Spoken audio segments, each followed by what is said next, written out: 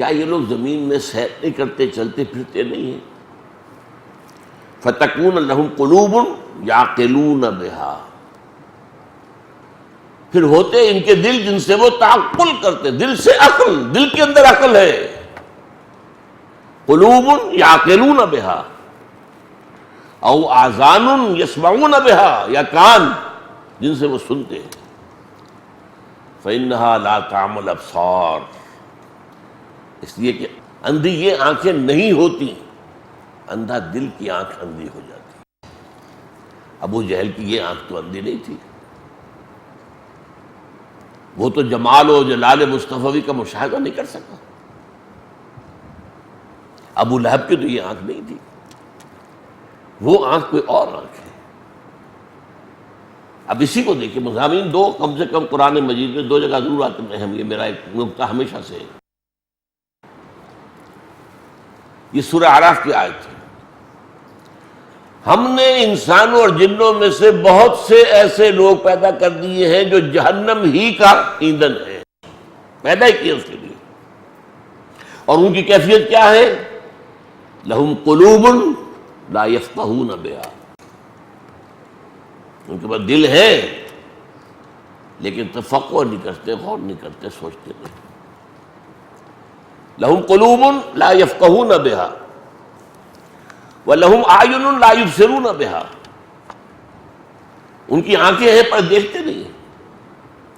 وَلَهُمْ آذَانٌ لَا يَسْمَعُونَ بِهَا، ان کے کان ہیں لیکن سنتے نہیں.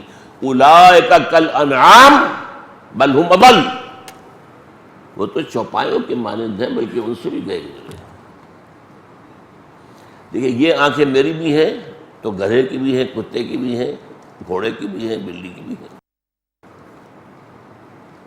بعض سے حیوانوں کی آنکھیں ہم سے بہت تیز ہیں، بہت سے حیوان اندھیرے میں بھی دیکھتے ہیں، ہم نہیں دیکھ سکتے. یہ جو عقاب قسم کے جو ہے پرندوں کے اندر شکاری، ان کی اتنی نگاہ تیز ہے، بہت بلندی سے زمین پر پڑی ہوئی سوئی کو بھی دیکھتے ہیں. ان کی بھی آنکھیں ہماری بھی ہیں، ان کے بھی کان ہیں ہمارے بھی ہیں، ان کی بھی عقل ہے ہماری بھی عقل ہے. لیکن انسان ہونے کے ناطے ہمیں جو چیز دی گئی تھی وہ روح تھی. روح کے ذرائع ہے، روح کا قلب، وہ اس کی عقل ہے، روح کی آنکھ ہے، روح کے کان ہے. اسی لیے کہا ہے اقبال نے، دم چیست پیامست شنیدی نہ شنیدی. دیکھو تم جب سانس لیتے ہو یہ کیا ہے؟ یہ ایک پیغام ہے، تم سنتے ہو کہ نہیں سنتے؟ ہر سانس بتا رہا ہے کہ اس کے ساتھ وابستہ ہے زندگی، یہ جب بند ہوا ختم ہو جائے گی. دم چیست پیامست شنیدی نہ شنیدی، در خاک تو یک جلوہ آمیخت نہ دیدی. تیری مٹی ہی میں ایک جلوہ بھی ہے، نور بھی ہے، دیکھتے نہیں ہو. دیدن دیگر آموز شنیدن دیگر آموز، اور دیکھنا سیکھو. اس آنکھ سے دیکھنا تو کتے کو بھی آتا ہے، بلے کو بھی آتا ہے، وہ بھی دیکھ لیتا ہے کار آ رہی ہے بچ جاتا ہے. دیدن دیگر آموز، انسان کا دیکھنا دیکھو اور وہ ہوگا روح کا دیکھنا. انسان کا سننا سنو اور وہ ہوگا روح کا سننا. اچھا اب اگلی بات سمجھیے. یہ جو دو وجود ہیں ان کی سورسز ایبسلیوٹلی ڈفرنٹ، اینڈ بلکہ یہ سمجھیے متضاد. حیوانی وجود اور وجود کے معنی جسم جمع جان، ان کا بریکٹ کر دیجیے، دو الگ چیزیں نہیں ہیں. وہ مٹی سے بنے.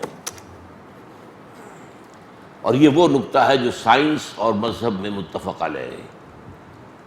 سائنس بھی یہی کہتی ہے اور اللہ کی کتاب بھی یہی کہتی ہے. روح اس کا اس خاک سے کوئی تعلق نہیں، وہ عالم امر سے آئی ہے، بلندیوں سے آئی ہے، وہ امر رب ہے، وہ اللہ کے پاس سے آئی ہے. زمین و آسمان کا فرق ہے. اب اس کے دو تقاضے اس کے ضمنی طور پر سمجھ لیجیے. ہمارے جسد حیوانی کو جو طاقت چاہیے، قوت، اس کے لیے جو غذا چاہیے کہاں سے آتی ہے؟ یہاں سے جسد حیوانی آیا، گندم آ گئی، چاول آ گئے، سبزیاں آ گئیں۔ بکری کا گوشت کھایا تھا تو بکری کو نے کیا کھایا تھا؟ بیری کے پتے کھائے تھے اور کوئی گھاس پات کھایا تھا۔ The ultimate source is earth, crust of the earth. روح کو بھی کی ضرورت ہے انرجی کی، اس کا تغذیہ اور تقویت کلام ربانی سے ہے۔ یہ روح ربانی ہے اور اس کی غذا کلام ربانی ہے۔ نمبر 3، ان دونوں کے رجحان ایک دوسرے سے بالکل متضاد ہیں۔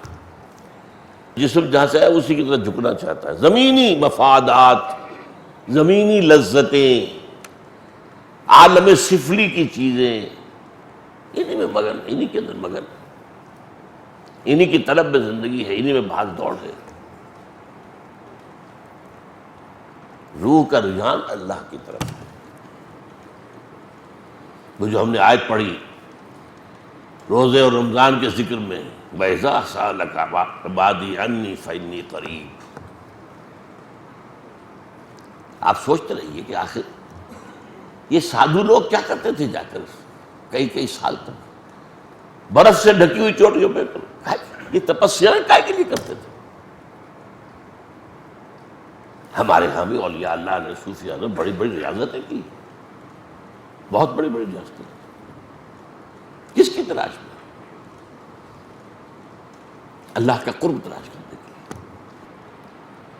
لیے۔ یہ اصل میں یہ روح جو ہے یہ اللہ کا قرب چاہتی ہے۔ اور عربی زبان کا ایک مقولہ ہے بڑا پیارا، کل شیء یرجع الی اصلہ، ہر شے اپنی اصل کی طرف لوٹتی ہے۔ جسم یہاں سے آیا تو یہی جائے گا، منہا خلقناکم وفیہا نعیدکم ومنہا نخرجکم تارۃ اخری۔ روح انا للہ وانا الیہ راجعون، روح زمین میں دفن نہیں ہوتی، نہ یہ زمین کی شے ہے نہ زمین میں جائے گی۔ اب دیکھیے میں نے ایک آیت تو آپ کو سنائی، یسألونک عن الروح، سورہ بنی اسرائیل کی۔ اے نبی یہ لوگ آپ سے روح کے بارے میں پوچھتے ہیں، قل الروح من امر ربی وما اوتیتم من العلم الا قلیلا۔ اے نبی ان سے کہہ دیتے روح میرے رب کا امر ہے، لیکن تمہیں علم میں سے سوائے تھوڑے حصے کے کچھ نہیں ملا ہے۔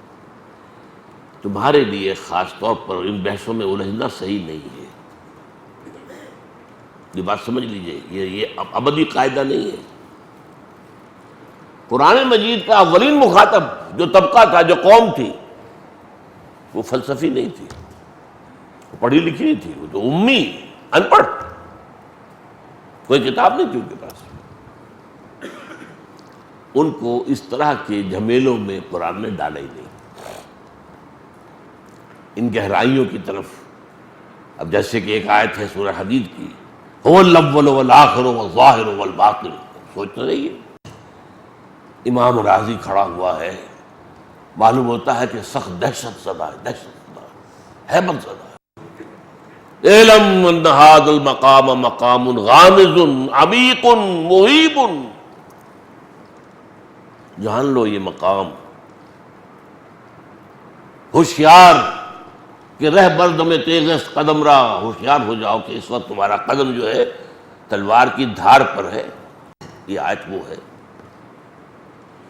عام ہمارے مفسرین گزر جاتے ہیں اور عوام کیا سمجھیں گے اس کو؟